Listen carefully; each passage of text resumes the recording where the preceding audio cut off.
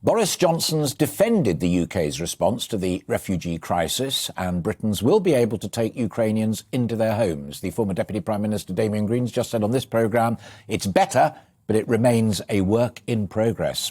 Well, our reporter, Paul Hawkins, is in Romania near the Ukrainian border, and he joins me live now. Good to see you, and thanks for being there. What's the latest where you are?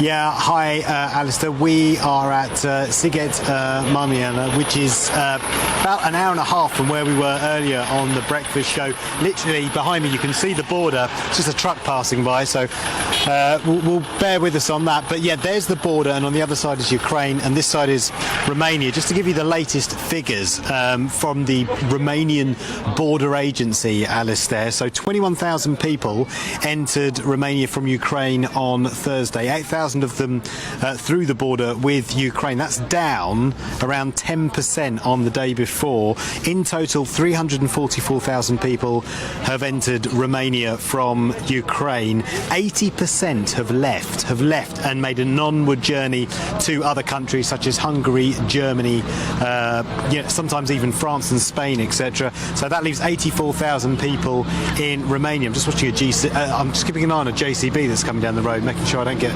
splattered. So 84,000 people are left in Romania. It's a big problem for the authorities in terms of where to house them. So the President of Romania, Klaus Iohannis, has been looking at building more homes, about making more semi-permanent and permanent homes available for the Romanians. But let's just show you very quickly what is happening. There's a lot more activity than the other crossing we were at this morning. In fact, we're just about to walk down this road, but actually we can walk down this road. There's a big truck in place, bear with us. But these tents, like this one here, have sprung up by the side of the road. This one's organised by an agency. We'll show you that in just a moment. This one has been set up by the UN. This is a registration centre. We had a look inside. This is the most organised registration centre that I've seen. They don't want us to go inside and film, but we can stand here, and they've got different areas so you can get legal advice, transport, legal services, etc. Really useful stuff, funded by UN money, by the UN's refugee agency. So very organised in there. But for those people who want to use it, mind the chair. And then if we have a little look over here, there's a mother and baby area there. We're not going to go in there for obvious reasons. And then if you have a look over here, this is one of the big Romanian charities that's helping with the humanitarian efforts. And if we just have a little poke in here, thank you. This is where people are just getting something to eat. He's having a little something to eat down there. Hello. And it's a similar scene to one that you've seen in other European countries, really, that we've seen on the border with Poland, on the border with Hungary. People have made really long journeys. They've travelled for days by various modes of transport. And they're now absolutely shattered when they get here, and the first thing they want to do is have a rest and get something to eat.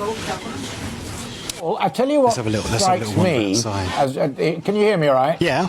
Yeah. Is where you were just now is the shelves absolutely stacked full, and I don't want it to be missed because we're talking to a friend of mine who's trying to get more aid out there a bit later on. But that cooperation between the United Nations, all terribly formal, and the voluntary sector, the charities, that is magic to observe.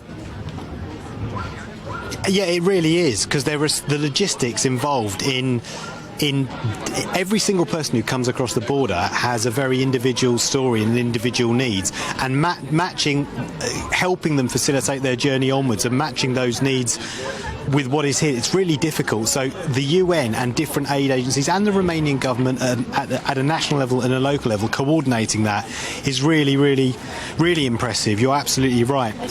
Just going to have a little word with someone down here that we've been talking to earlier. His name's Alex. He's from Kyiv. He's 33 years old. Alex. Hello. Hiya. Hi, Alex. Thanks for agreeing to speak to us. Really appreciate it. Just first of all, just tell us quickly, first of all, your journey from Kyiv to here. How was it? We left Kyiv when first missiles strike Kyiv, 24th of February. I have two little children, wife, mother-in-law. The two women, they were very scary. and we were mentally ready for this because there was a lot of political discussions that Russian Federation can start war with Ukraine. So we were packed like documents, necessary things to come to escape from Kiev, because we understand that Kiev is not so far from Belarus, whereas a lot of Russian militaries was there more than a year. So we understand that it will be a lot of fights near Kiev at the time. So we decide that something starts. We don't wait and go immediately. So how long was your journey? Our journey was two days. 2 days we come to the border. Yeah, and walking by car, by bus. We go 2 days by car because there are a lot of jams on the Ukrainian roads to the border.